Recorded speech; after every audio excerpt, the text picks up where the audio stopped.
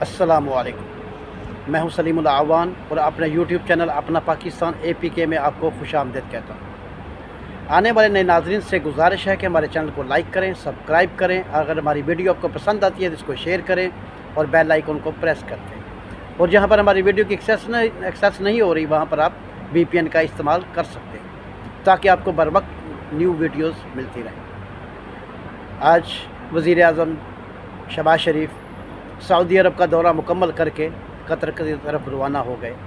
Saudi अरब में वज़ीर आज़म शहबाज शरीफ ने जो $2.5 बिलियन का मुआहदा किया था वो अब बढ़कर $3 अरब तक चला गया है। और उसके बाद जो 27 यादाश्तें थी जिन पर पहले साइन किए गए थे अब उनकी तादाद बढ़कर 34 हो गई है। 34 यादाश्तों पर साइन हो चुके हैं। और उसके अलावा पाकिस्तान में जो उनके मामलात थे और उन कंपनीज़ के साथ जो तावन मुआहदे थे वो 5 तकरीबन तकमील के मराहल में पहुंच चुके हैं और बाकी के आगाज़ में हैं। और सब मामलात और सब जो मुआहदे थे वो शुरू हो चुके हैं। और सऊदी अरब ने पाकिस्तान के साथ आइंदा दिनों में और भी मुआहदे करने के लिए पाकिस्तान से बातचीत कर ली है। वज़ीर शहबाज शरीफ ने जो बातें मुकम्मल की हैं उनके साथ अभी ये $3 अरब का जो मंसूबा है ये अभी इब्तदाइया है। उसके बाद मज़ीद पाकिस्तान में सरमायाकारी की जाएगी ताकि पाकिस्तान की मईशत को एक स्पीड मिल सके और पाकिस्तान ख़ित्ते में एक उभरती हुई मईशत के तौर पर सामने आए। वज़ीर शहबाज शरीफ जैसे ही कतर पहुँचे, कतर के दौरे पर पहुँचकर वहाँ के जो नायब वज़ीर आज़म थे उन्होंने उनका इस्तकबाल किया और वहाँ पर भी वो इस बाहमी अमूर और मईशत के बारे में बातचीत करेंगे और अपना दौरा मुकम्मल करके पाकिस्तान में आ जाएंगे। इसके बाद हमारे पास दूसरी जो ख़बर है उसमें जस्टिस काजी फाइज़ ईसा जो कि लंदन पहुँचे थे, जो कि एक स्कूल के प्रोग्राम में थे, जैसे ही बाहर निकले तो चंद शरपसंदों ने उन पर हमला कर दिया। और वो वही हैं जो कि उसमें जो PTI की साबका जो मेंबर्स थे, मलिका बुखारी मौजूद थी, उसके अलावा उनके और जो मेंबरान थे वहाँ पर मौजूद थे। उन्होंने उनको उकसाया, बच्चों ने हमला किया और उसके बाद उनकी गाड़ी को मुक्के और थप्पड़ मारे गए और गाड़ी को तोड़ने की कोशिश की गई और उनको ज़दकोब किया गया। और जो उनके साथ अंदर पहले मौजूद थे, जो PTI की हमायती भी अंदर जा रहे थे, उनको भी रोक रहे हैं, आप अंदर क्यों जा रहे हो। उन्होंने कहा कि आपने एहतजाज करना है, एहतजाज करो, वो पूरा मन एहतजाज आपका हक़ है, मगर ये नहीं है कि आप किसी को ज़दकोब करो, किसी की इज़्ज़त को उछालो, किसी के साथ बदतमीज़ी करो। मगर ये बदतमीज़ी उनका पुराना वतीरा बन चुका है। वहाँ पर लंदन में जब भी कोई जाता है तो उनके साथ ऐसे ही सलूक करते हैं। और साबिक़ चीफ जस्टिस काजी फाइज़ साहब जब वो अपने प्रोग्राम से फ़ारिग होकर बाहर निकले तो ऐसे ही गाड़ी के पीछे उन्होंने दौड़ना शुरू कर दिया और उन्होंने अपने सर को झुका लिया ताकि कोई नुकसान ना हो सके, क्योंकि साथ में उनकी अहलिया भी मौजूद थी। और ये शर्म की बात है हमारे लिए कि हमारे मुल्क के एक साबिक़ चीफ जस्टिस जो कि पाकिस्तान का एक नाम था, उनको वहाँ पर इस तरह रुस्वा करने की कोशिश की गई। और उसके नतीजे में वज़ीर दाखिला ने वहाँ पर हमारे जो एम्बेसडर थे उनसे रब्ता किया है, उनसे कहा है कि आप वो पता करवाएं CCTV फुटेज की मदद से ये कौन लोग हैं, ये कौन से शरपसंद लोग हैं, ताकि इनका वहाँ पर पासपोर्ट भी ब्लॉक किए जाएँ और इनके ID कार्ड भी ब्लॉक किए जाएँ ताकि ये दोबारा ऐसी हरकत ना कर सके, ताकि ये पाकिस्तान की हसीमत का बायस बनने वाले लोग हैं। और ये आज से नहीं है, आपने पहले भी देखा है जब भी ये चंद लौंडे ऐसे हैं और ये ऐसे ही तमाशा लगाते हैं, हर वक्त तमाशा लगाते हैं ताकि पाकिस्तान की जग हसाई हो दुनिया में। और ऐसे लोगों को कैफरे करदार तक पहुँचाना ये गवर्नमेंट की ज़िम्मेदारी है। अब बातों से मामला हल नहीं होंगे, आप सिर्फ बातें नहीं करें, आप मामला को सही तरीके पर सही सिमत में लेकर जाएं ताकि दोबारा कोई वहाँ जाए तो उसके साथ ये ऐसा सलूक ना किया जाए। और ये गवर्नमेंट को चाहिए कि पूरा स्टैंड ले। और जैसे पहले इस मामले में बातों में आपने टाइम गुजार दिया है, ये गवर्नमेंट की मैं इसमें बोलता हूँ कि नाअहली है। अभी तक तो मामला हल हो जाना चाहिए था। ابھی تک ان کو کیفر کردار تک پہنچا دینا چاہیے تھا، ان کے خلاف FIR ہو جانی چاہیے تھی، اگر غلط کیا ہے انہوں نے تو ان کو پکڑا جانا چاہیے تھا۔ یہ حکومت کی نااہلی ہے اس میں اتنا ٹائم۔ بھائی آپ ایک گورنمنٹ ہو، آپ کو کم از کم یہ دیکھنا چاہیے کہ آپ کیا کر رہے ہو۔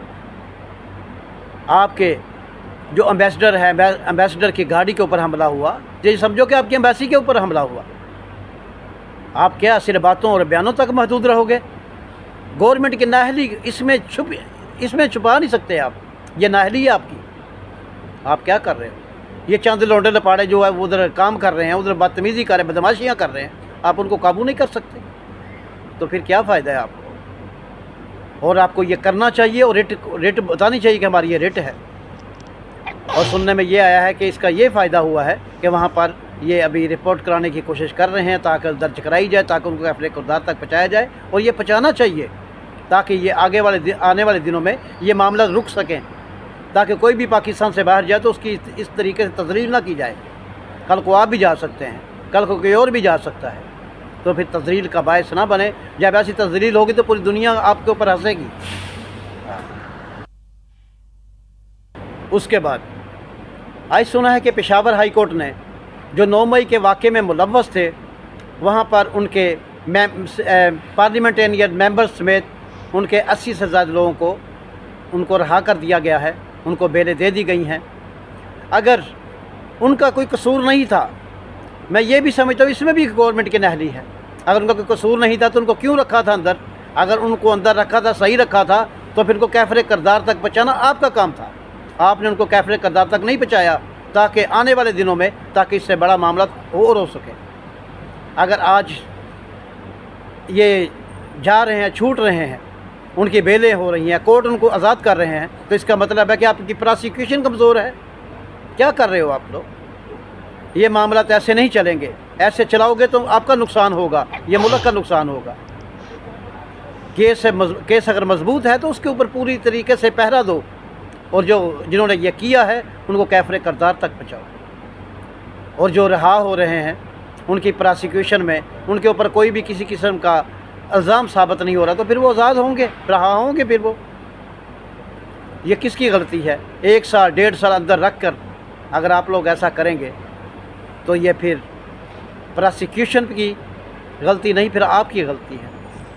جو آپ نے، اس کا مطلب ہے کہ جو آپ نے ان کے اوپر کیسز کیے ہیں، پھر وہ کیسز کمزور ہیں۔ ایسے معاملات خراب ہوتے ہیں، صحیح نہیں ہوتے ہیں۔ اگر انہوں نے کچھ کیا ہے تو ان کو سزا ملنی چاہیے۔ اس کے بعد پنجاب میں ایک بہت بڑا اچیومنٹ ہوئی ہے، اور وہ کیا ہے کہ وزیر اعلیٰ پنجاب محترم مریم نواز شریف نے نواز شریف کینسر ہاسپٹل کے نام سے آج افتتاح کر دیا ہے۔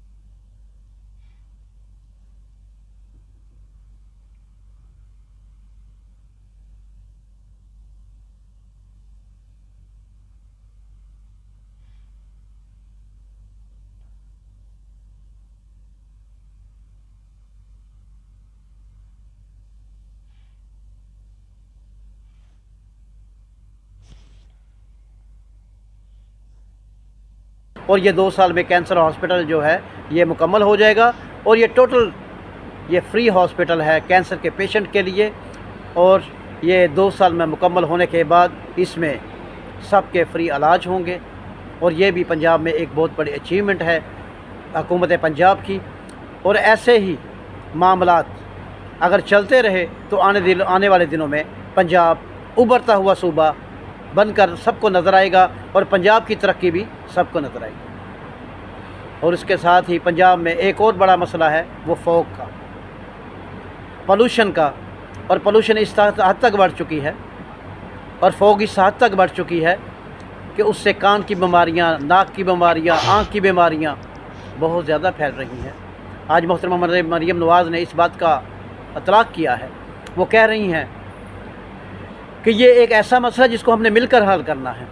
انہوں نے اس میں ٹائم فریم دے دیا ہے، ہوٹلز کا، جو بٹا خشت ہیں ان کے لیے، فیکٹریوں کے لیے، اور اوقات کار مقرر کر دیے گئے ہیں، اور تاکہ کم سے کم دھواں اور دھوئیں سے چلنے والے جتنے بھی پروجیکٹ ہیں ان کو ابھی فی الحال بند کرنے جا رہے ہیں۔ اور یہ آج انہوں نے یہ بھی کہا ہے کہ انڈیا پنجاب کو میں خط لکھوں گی، وہاں کے چیف منسٹر کو خط لکھوں گی، تاکہ ہم مل کر، سیاسی مسئلہ نہیں ہے یہ، ایک انسانیت کا مسئلہ ہے، اس کو مل بیٹھ کر حل کرنا چاہیے، کیونکہ ہوا کو یہ نہیں پتہ ہے کہ بارڈر لائن ہے کہ نہیں ہے، ہوا جب آتی ہے پولوشن بھی آتی ہے، ہم اس کو مل جل کر اس معاملے کو حل کریں، تاکہ جو ادھر سے بھی فصلوں کو آگ لگائی جا رہی ہے اس کا دھواں ہے، ادھر کا دھواں ہے، ماحول گندا ہو رہا ہے، حالات خراب ہو رہے ہیں، تو پھر ان کو حل کرنے کے لیے وہ کہہ رہی تھی کہ مل جل کر، دونوں پنجاب کو مل جل کر کام کرنا چاہیے، تاکہ یہ اس بیماری سے، اس مصیبت سے جان چھوٹ سکے۔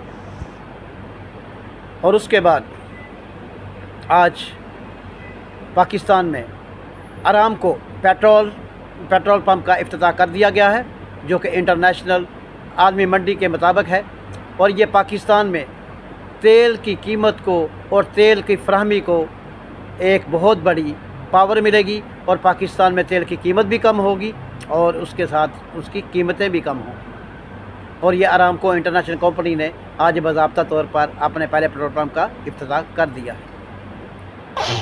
اس کے بعد کل ایک بہت افسوسناک واقعہ ہوا تھا، ایک معصوم بچی جو کہ ہماری غفلت کی وجہ سے، جو کہ والدین کی غفلت کی وجہ سے موٹر سائیکل کے اوپر بیٹھی ہوئی تھی، اور جیسے ہی وہ بچی اکیلی تھی، اس نے جیسے ہی اپنے موٹر سائیکل کو جھٹکا دیا، نیچے گری، اوپر سے ایک ٹرک گزر گیا اور بچی کی موقع پر ہلاکت ہو گئی۔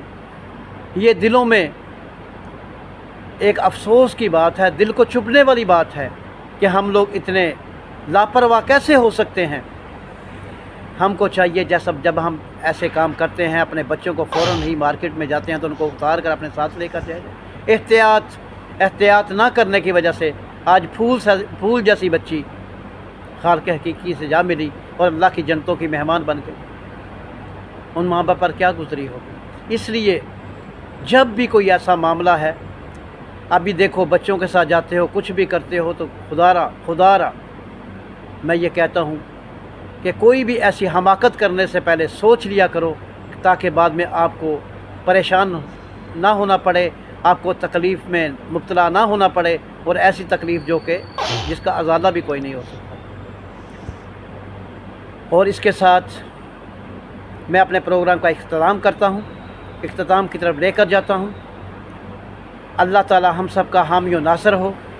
پاکستان زندہ باد۔